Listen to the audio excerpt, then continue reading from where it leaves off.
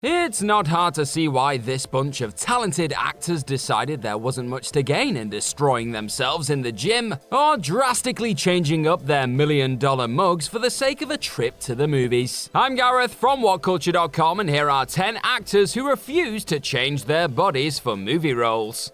Number 10. Daniel Craig has a license to be blonde. Casino Royale. It's rather hilarious to look back on the sheer amount of fuss made over the decision to appoint Daniel Craig as the next James Bond in 2005. He was blonde, how could it be? In truth, Roger Moore had already technically earned the mantle of the first blonde Bond. But that still didn't stop the studio reportedly going out of their way to try and see if the star was happy to change his do-up. As it goes, Craig was willing to do an awful lot to transform his body into one that resembled an agent with a license to kill. But dyeing his hair was not one of the sacrifices he saw as necessary to play the iconic 007. In the Bond of 15 Years' words back in 2006, I was asked to dye my hair brown to play this role, but it was out of the question. I suggested instead that I cut my hair really short to create a more brutal appearance. Needless to say, the short-haired badass Bond who lit up the screen for 5 films straight proved that blondes really do have more fun. Number 9. Jennifer Lawrence refused to look like Katniss in the books, The Hunger Games. The debate over how far a production should go when trying to remain as faithful to the source material it is based on will seemingly never die when it comes time to adapt a beloved novel/comic book. Sure, it's always cool to see moments from the page brought to life on screen in exactly the way you imagined, but sometimes changing things up a little can actually have a more positive knock-on effect. That was the thought process shared by Jennifer Lawrence when she was preparing to take on the role of Katniss Everdeen in the highly anticipated cinematic spin on the Hunger Games franchise. Instead of accurately portraying the version of Katniss that fans had read about early on in the series, that of a frail and malnourished survivor, the eventual Oscar winner decided to take a different approach. As Lawrence put it, this is a person that young girls, well, all women, but mainly young girls, will be looking up to and are going to want to look like her. And we have control over it. So why not make her strong? Why not make her beautiful and healthy and fit? Why not indeed? Number 8. Gene Hackman won't go bald for anyone. Superman. Not for the last time on this collection of stars who refuse to physically alter themselves for the sake of a part. Here's an actor who simply would not budge on their follicle stance. But whereas the other names on this list were completely against picking up a can of hair dye or simply changing up their preferred style a touch, the legendary Gene Hackman had to deal with the reality of kissing goodbye to his beloved locks completely in order to play the arch nemesis of the Man of Steel himself. And just how did he deal with this staple of the supervillain's well-known look? Well, he told Warner Brothers where to go, of course. Instead, Hackman sported a bald cap for the eventual moment Luthor is finally revealed in all his slaphead glory in the closing stages of the flick. But even that moment came after the star had outright refused to be seen in a skin-colored swimming cap, only to ultimately relent for that aforementioned moment he was sent to jail by Soups. Number 7. Bob Odenkirk doesn't need to look like a superhero. Nobody.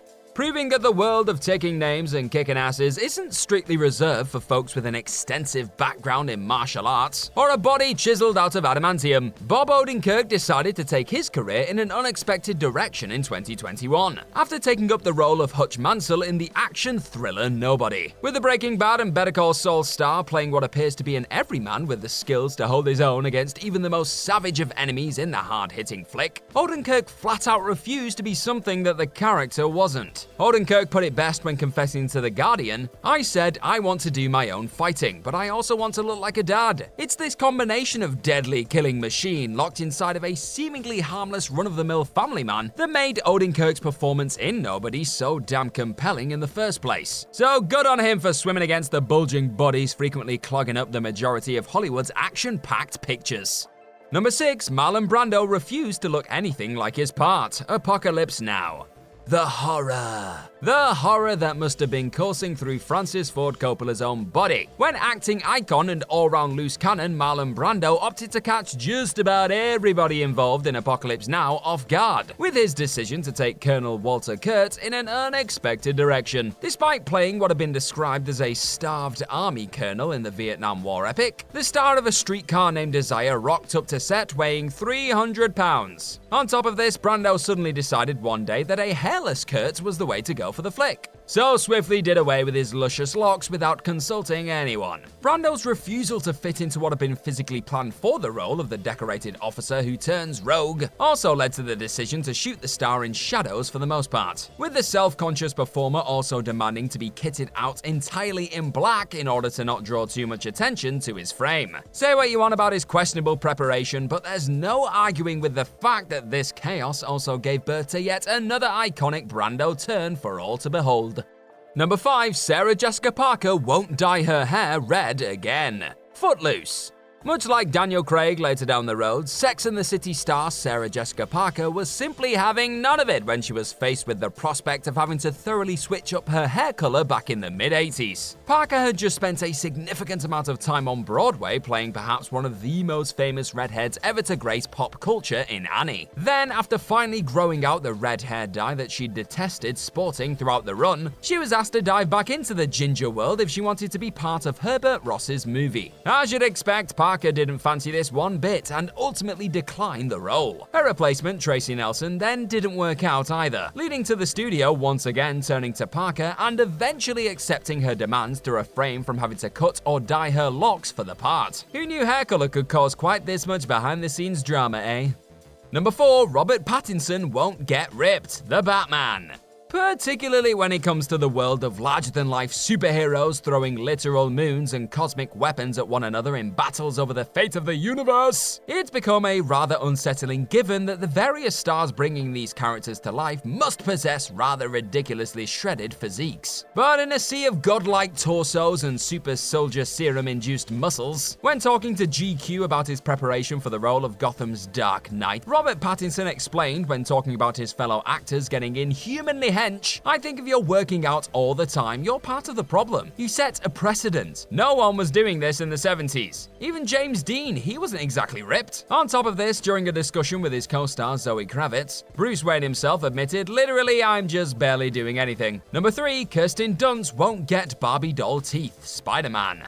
Though Kirsten Dunce had definitely already appeared in her fair share of high-profile features before agreeing to star in Sam Raimi's game-changing Spider-Man series, it's hard to look past the role of Mary Jane Watson as the one that made her something of a household name in hindsight. From the star's crackling chemistry with Tobey Maguire's Peter Parker, to the warm smile that ensured the actor became just about every youngster's big-screen crush for a spell, Dunce captured the essence of Spidey's soulmate perfectly. However, not everyone felt that the star's aforementioned natural smile was up to scratch for that of a Hollywood leading lady. As Dunce recounted later down the road, one particular producer on the film did their best to subtly convince the actor to have some work done on her teeth. In response to being nudged towards getting what she described as Barbie doll teeth, Dunce had an emphatic answer. Nope, not doing that. Regardless of the fact there's very obviously nothing wrong with the Screen veteran's gnashes, trying to steer someone towards making such a drastic physical change simply to play a movie character is just plain weird. Number 2, Harrison Ford won't cut his hair, American Graffiti.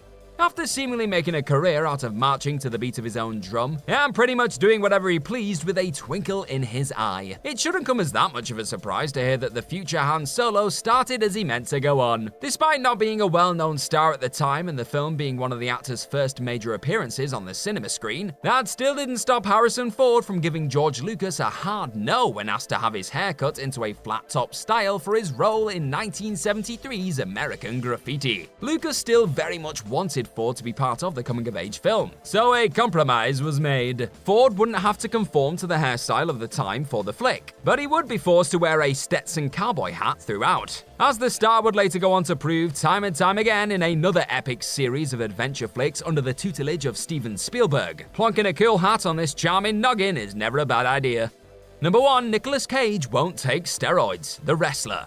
The role of Randy the Ram Robinson proved to be something of a career reviver for former professional boxer and equally talented thespian Mickey Rourke. On top of successfully shining a light on the pro wrestling industry and convincingly bringing a beaten-down fictional veteran of the sport to life on screen, Rourke also bagged himself an Oscar nomination for Best Actor thanks to his compelling work. But there was a time when Nicolas Cage was actually the star destined to take to the top rope in the flick. However, the actor ultimately decided to give the project a miss, Dunce, noting that one particular aspect of preparation for the role was a sticking point for him. As Cage confessed to Access Hollywood around the time, "I resigned from the movie because I didn't think I had enough time to achieve the look of the wrestler who was on steroids, which I would never do." With Rourke himself hinting at the use of steroids helping him to achieve his physique in the flick, it appears that Cage was simply not willing to cross that line in order to play the Ram.